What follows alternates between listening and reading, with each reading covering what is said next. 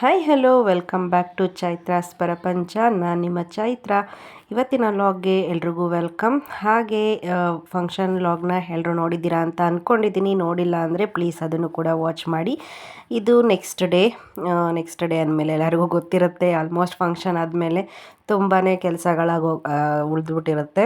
ಅದಾದ್ರ ಜಾಗಕ್ಕೆ ಅದನ್ನು ಅರೇಂಜ್ ಮಾಡೋ ಅಷ್ಟರಲ್ಲಿ ಸಾಕಾಗೋಗ್ಬಿಡುತ್ತೆ. ಸೊ ಫಂಕ್ಷನಲ್ಲಿ ಒಂದು ರೀತಿ ಕೆಲಸ ಅಂತ ಅಂದರೆ ಫಂಕ್ಷನ್ ಆದಮೇಲಿರೋದೇ ಆ್ಯಕ್ಚುಯಲ್ ಕೆಲಸ. ತುಂಬಾ ಕೆಲಸ ಇರುತ್ತೆ. ಅದಂತೂ ಅದರ ಜಾಗಕ್ಕೆ ಅದು ತೊಳೆದು ಅದರ ಜಾಗಕ್ಕೆ ಸೇರಿಸೋ ಅಷ್ಟರಲ್ಲಿ ಸಾಕಪ್ಪ ಅನಿಸ್ಬಿಡುತ್ತೆ. ಸೊ ಅದೇ ಕೆಲಸ ನಮ್ಮ ಮನೇಲೂ ಕೂಡ ಬೆಳಗ್ಗೆ ನಡೀತಾ ಇದೆ. ಬೆಳಗ್ಗೆ ಎದ್ದಿದ್ದು ಕೂಡ ತುಂಬಾ ಲೇಟಾಗಿತ್ತು. ನಾವು ಲೇಟಾಗಿ ರಾತ್ರಿ ತೊಳೆದಿದ್ದ ಪಾತ್ರೆಗಳನ್ನೆಲ್ಲ ಈಗ ಆಚೆಗೆ ನೀರು ಸೋರೋದಕ್ಕೆ ಇಟ್ಟು ಇನ್ನು ಬಟ್ಟೆಗಳೆಲ್ಲ ವಾಷಿಗೆ ಹಾಕಬೇಕು.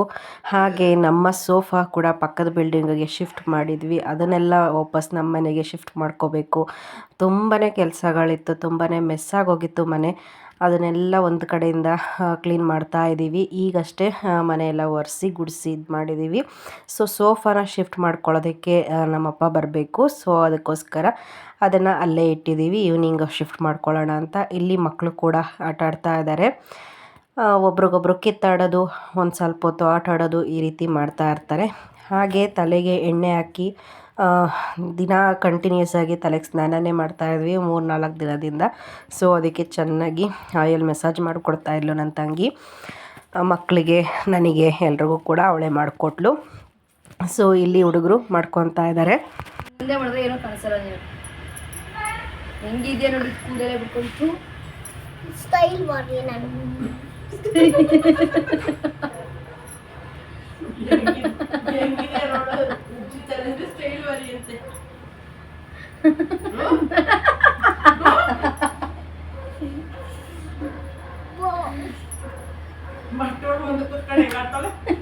ಹಿಂದೆ ಕೂತ್ಕೊಳ್ಳೆ ಒಂಚೂರು.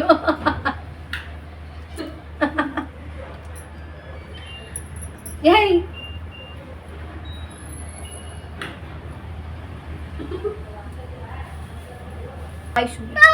ಸರಿ ಕುಕ್ಕೆಲ್ಲ ಹೆಂಗೆ ಕಾಣಿಸುತ್ತೆ ಸಯ್ಯ. ಅಯ್ಯೋ ಏನಿದ್ದು ಧೂಳು ಚಾವೇ ಇಲ್ಲಿ ಧೂಳು ಧೂಳೈತೆ ನೋಡ್ದವ್ರು ಏನಂತಾರೆ ಹೇಳೋ, ಹುಡುಗಿ ಹಿಂಗೆ ಆಡ್ತಾರೆ ಹುಡುಗಿ. ಅದಕ್ಕೆ ಸುಮ್ಮನೆ ಆಯ್ಸು ಉಫ್ ಮಾಡ್ತೀವಿ. ಧೂಳಾಗಿ ಸೇರ್ಕೊಂಡ್ರೆ ಅದಕ್ಕೆ ಎಣ್ಣೆ ಹಾಕ್ಸ್ಕೊಂತಾರೆ ನೋಡಿಲಿ. ನಾಳೆ ಟ್ರಿಪ್ಗೆ ಹೋಗೋದಕ್ಕೆ ಏನು ಬೇಡವಾ?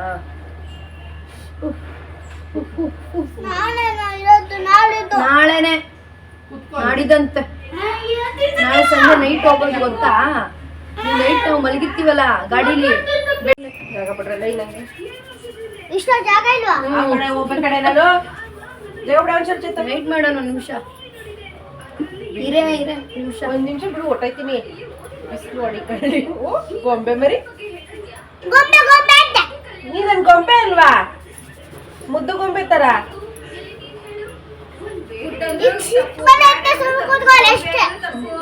ಅಯ್ಯೋ ಎಷ್ಟು ನೀರ್ಕೊಬಿಡ್ತೆ ನೋಡೆ.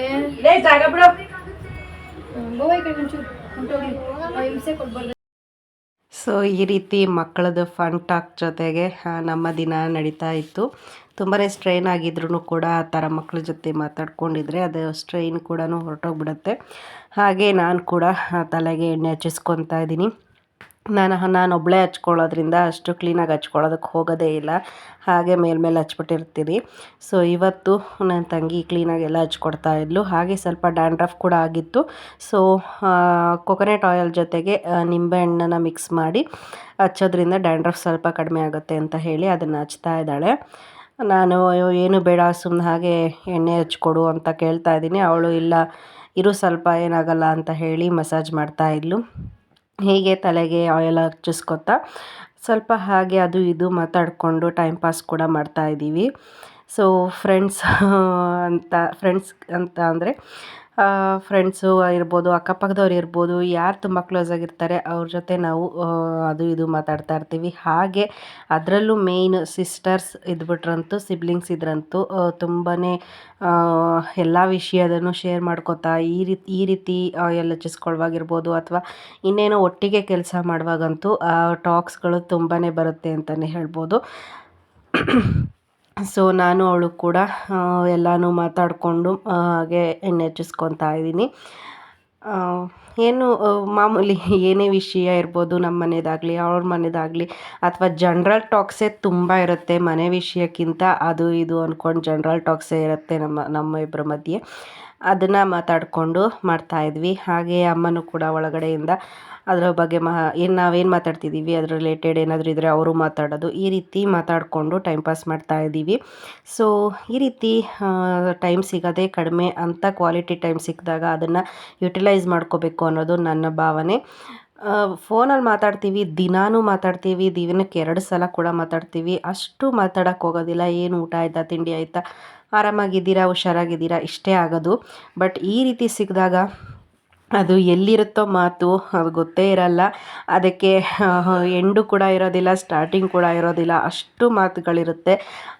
ಅದೇನು ಮಾತಾಡ್ತೀರಾ ಅಂತ ನಮ್ಮ ಅಪ್ಪನೂ ಇರ್ಬೋದು, ನಮ್ಮ ಹಸ್ಬೆಂಡುಗಳು ಇರ್ಬೋದು, ಎಲ್ಲರೂ ಕೇಳ್ತಾರೆ ಅದೆಷ್ಟು ಮಾತಾಡ್ತೀರಾ ಎಷ್ಟು ಮಾತಾಡ್ತೀರಾ ಅಂತ. ಇಷ್ಟು ಮಾತಾಡಿದ್ರು ನೈಟ್ ಕೂಡ ನಮ್ಮದು ಕೆಲವೊಂದು ಬಾರಿ 1 ಗಂಟೆ 2 ಗಂಟೆ ಮಿಡ್ನೈಟ್ ಆದ್ರೂ ಅದು ಮಾತು ನಡೀತಾನೇ ಇರುತ್ತೆ. ಅಷ್ಟು ಮಾತಾಡ್ತಿರ್ತೀವಿ. ಎಂಡ್ಲೆಸ್ ಅನ್ನೋದೇ ಇಲ್ಲ ನಮ್ಮ ಮಾತಿಗೆ ಅಂತಲೇ ಹೇಳ್ಬೋದು. ಸೊ ಈ ರೀತಿ ನೀವು ಸಿಸ್ಟರ್ಸ್ಗಳ ಜೊತೆಗೆ ಸೇರಿದಾಗ ಇದೇ ರೀತಿ ಮಾಡ್ತೀರಾ ಅಂತ ನನಗೆ ಕಮೆಂಟ್ ಮುಖಾಂತರ ತಿಳಿಸಿ. ನಾವು ಮಾತ್ರ ಹೀಗ ಅಥವಾ ನೀವುಗಳು ಕೂಡ ಇದೇ ರೀತಿನ ಅಂತ ನನ್ನ ಅನಿಸಿಕೆ ಪ್ರಕಾರ ಎಲ್ಲರೂ ಹಾಗೆ ಅಂತ ಅಂದ್ಕೊಂಡಿದ್ದೀನಿ. ಏಕೆಂದರೆ ನಮ್ಮ ಅಮ್ಮ ಅಂದರೂ ಕೂಡ ನಮ್ಮ ದೊಡ್ಡಮ್ಮ ಚಿಕ್ಕಮ್ಮ ಅವರು ನಾವು ಹಾಲಿಡೇಸ್ಗೆ ಹೋದಾಗ ಅವರು ಹೀಗೆ ಮಾತಾಡ್ತಾನೇ ಇದ್ದರು. ಈಗಲೂ ಅಷ್ಟೇ ಜೊತೆಲಿ ಸೇರಿದಾಗ ಅಷ್ಟು ಮಾತಾಡ್ತಾರೆ. ಸೊ ಅವ್ರಿಗೆ ಕಂಪೇರ್ ಮಾಡಿದರೆ ನಮ್ಮದು ಇನ್ನೂ ಕಡಿಮೆ ಅಂತಲೇ ಹೇಳ್ಬೋದು. ಸೊ ಹೀಗೆ ಮಾತು ಮಧ್ಯೆ ಆ ಮಾತು ಒಂದೊಂದು ಸಾರಿ ಸೀರಿಯಸ್ ಆಗುತ್ತೆ, ಜಗಳ ಆಗುತ್ತೆ, ಒಂದೊಂದು ಸಾರಿ ಅದು ಕಾಮಿಡಿ ಆಗಿರುತ್ತೆ. ಅದೇ ಟೈಮ್ ಅಷ್ಟರಲ್ಲೇ ಅದು ಮುಗಿದೋಗ್ಬಿಡುತ್ತೆ. ಅದೇನು ಡ್ರ್ಯಾಗ್ ಮಾಡೋ ಅಂಥದ್ದೆಲ್ಲ ಇರೋದಿಲ್ಲ. ಸೊ ಈ ರೀತಿ ಫನ್ ಟಾಕ್ಗಳು ನಡೀತಾನೆ ಇರುತ್ತೆ. ಸೊ ಕ್ಲೀನಾಗಿ ಮಸಾಜ್ ಎಲ್ಲ ಮಾಡ್ತಾ ಇರಲು, ಹೆಡ್ ಮಸಾಜು. ಈ ರೀತಿ ಯಾರಾದರೂ ಒಬ್ಬರು ಹೆಡ್ ಮಸಾಜ್ ಮಾಡಿದ್ರೆ ತುಂಬಾ ಹಾಯ್ ಅನಿಸುತ್ತೆ. ಅದು ಇವಾಗಿನ ಬ್ಯುಸಿ ಕೆಲಸದ ನಡುವೆ ಈ ವೀಕ್ ಅಂತೂ ತುಂಬಾ ಬ್ಯುಸಿ ಥರನೇ ಇತ್ತು. ಅಂಥ ಟೈಮ್ನಲ್ಲಿ ಈ ರೀತಿ ಮಾಡೋದ್ರಿಂದ ತುಂಬಾ ಖುಷಿ ಆಗುತ್ತೆ. ಹಾಗೆ ನಾನು ಅವಳಿಗೆ ಹೇಳ್ತಾ ಇದ್ದೆ, ನಾನು 1 ತಿಂಗಳು ಹಾಕ್ಕೊಳ್ಳೋ ಆಯಿಲ್ನ ನೀನು ಕೂತ್ಕೊಂಡು ಒಂದೇ ದಿನಕ್ಕೆ ಹಾಕ್ತಾ ಇದೀಯಾ ಅಂತ. ಸೊ ಹೀಗೆ ಅದು ಇದು ಮಾತಾಡಿಕೊಂಡು ಮಾಡ್ತಾಯಿದ್ದೀವಿ. ಸೊ ಇವಾಗ ನಮ್ಮ ತಂದೆ ಕೂಡ ಬಂದರು. ಮೇಲ್ಗಡೆ ಇಡೋ ಪಾತ್ರೆಗಳನ್ನೆಲ್ಲ ಎತ್ತಿಡಿಸ್ತಾ ಇದ್ದೀವಿ. ಯಾವುದು ಯೂಸ್ ಮಾಡಲ್ಲ, ಈಗ ಹಬ್ಬಕ್ಕೆ ಬೇಕಾದಂಥ ತೆಗೆದಿದ್ದಂಥದ್ದನ್ನೆಲ್ಲ ವಾಪಸ್ ಎತ್ತಿಡ್ತಾ ಇರೋವಂಥದ್ದು. ಇದು ನಮಗೆ ಮೇಲೆ ನಿಂತ್ಕೊಂಡು ಅದನ್ನೆಲ್ಲ ಎತ್ತಿಡೋಕ್ಕೆ ಆಗೋದಿಲ್ಲ. ಸ್ವಲ್ಪ ಮೇಲೆ ನಿಂತ್ಕೊಳ್ಳೋದಕ್ಕೆ ಭಯ ಆಗುತ್ತೆ. ಸೊ ಅದಕ್ಕೋಸ್ಕರ ಅಪ್ಪನಿಗೆ ವೆಯ್ಟ್ ಮಾಡ್ತಾಯಿದ್ವಿ. ಅದೆಲ್ಲ ಅದ್ರ ಜಾಗಕ್ಕೆ ಸೆಟಲ್ ಆಗಿಬಿಟ್ರೆ ಅದೊಂಥರ ನೆಮ್ಮದಿ, ಫ್ರೀ ಅನಿಸುತ್ತೆ. ಸೊ ಇದೊಂದು ಕೆಲಸ ಪೆಂಡಿಂಗ್ ಇತ್ತು. ನಾನು ಆಗಲೇ ಹೇಳ್ದಾಗೆ ಇದನ್ನೆಲ್ಲ ತೆಗೆದು ಮಾಡುವಾಗ ಆಗುವಂಥ ಸ್ಟ್ರೈನ್ಗಿಂತ ಅದನ್ನು ವಾಪಸ್ ಅದ್ರ ಜಾಗಕ್ಕೆ ಇಡುವಾಗ ಆಗೋ ಸ್ಟ್ರೈನೇ ತುಂಬಾ ಅಂತಲೇ ಹೇಳ್ಬೋದು. ಹಾಗೆ ಈ ಪಾತ್ರೆನೆಲ್ಲ ಇಟ್ಟ ನಂತರ ಪಕ್ಕದ ಬಿಲ್ಡಿಂಗಲ್ಲಿ ಇಟ್ಟಿದ್ದಂಥ ನಮ್ಮ ಸೋಫಾ ಕೂಡ ಮನೆಗೆ ಶಿಫ್ಟ್ ಮಾಡ್ಕೊಂಡ್ವಿ. ಸೊ ಅದೆಲ್ಲ ಮಾಡ್ಕೊಂಡ ನಂತರ ಫುಲ್ ರಿಲ್ಯಾಕ್ಸಿಂಗ್ ಆಗಿದ್ದೀವಿ. ಇವಾಗ ಕೆಲಸ ಎಲ್ಲ ಮುಗಿತಪ್ಪ ಅನ್ನೋ ರೀತಿಲಾಗಿದೆ. ಸೊ ಇದೊಂದು ಪುಟಾಣಿ ವಿಡಿಯೋ ನಿಮಗೆ ಇಷ್ಟ ಆಯಿತು ಅಂತ ಭಾವಿಸ್ತೀನಿ. ಇಷ್ಟ ಆದರೆ ಲೈಕ್ ಮಾಡಿ, ಕಮೆಂಟ್ ಮಾಡಿ, ಶೇರ್ ಮಾಡಿ. ಇನ್ನು ಯಾರೆಲ್ಲ ನನ್ನ ಚಾನಲ್ನ ಸಬ್ಸ್ಕ್ರೈಬ್ ಮಾಡ್ದಿರ ನೋಡ್ತಿದ್ದೀರಾ, ಪ್ಲೀಸ್ ಸಬ್ಸ್ಕ್ರೈಬ್ ಮಾಡ್ಕೊಂಡು ನೋಡ್ಬೋದು ನೀವು ನನ್ನ ಡ್ರೆಸ್ನ. ನನ್ನ ತಂಗಿ ಎಷ್ಟು ಎಣ್ಣೆ ಹಾಕಿದ್ದಾಳೆ ಅಂತ. ನನ್ನ ಡ್ರೆಸ್ಗೆಲ್ಲ ಆಗೋಗಿದೆ, ಅಷ್ಟು ಎಣ್ಣೆ ಮೆತ್ತಿದ್ದಾಳೆ ಇವಳು. ಹಾಗೆ ನನ್ನ ಹಳೆ ವೀಡಿಯೋಸ್ನ ಯಾರಿನ್ನ ವಾಚ್ ಮಾಡಿಲ್ಲ, ಪ್ಲೀಸ್ ಅದನ್ನು ಕೂಡ ವಾಚ್ ಮಾಡಿ. ಇಷ್ಟ ಆದರೆ ಲೈಕ್ ಮಾಡಿ ಅಂತ ಕೇಳ್ಕೊತ, ನಿಮ್ಮ ಸಪೋರ್ಟ್ ನನಗೆ ತುಂಬಾ ಮುಖ್ಯ. ಹೀಗೆ ಸಪೋರ್ಟ್ ಮಾಡ್ತಾಯಿರಿ. ಮುಂದೆ ಕೂಡ ಒಳ್ಳೊಳ್ಳೆ ವೀಡಿಯೋಸ್ ಬರುತ್ತೆ ಅಂತ ನಾನು ನಿಮಗೆ ಹೇಳ್ತಾ ಈ ವಿಡಿಯೋನ ಇಲ್ಲಿಗೆ ಎಂಡ್ ಮಾಡ್ತಿದ್ದೀನಿ. See you in the next long. Thanks for watching. Bye bye.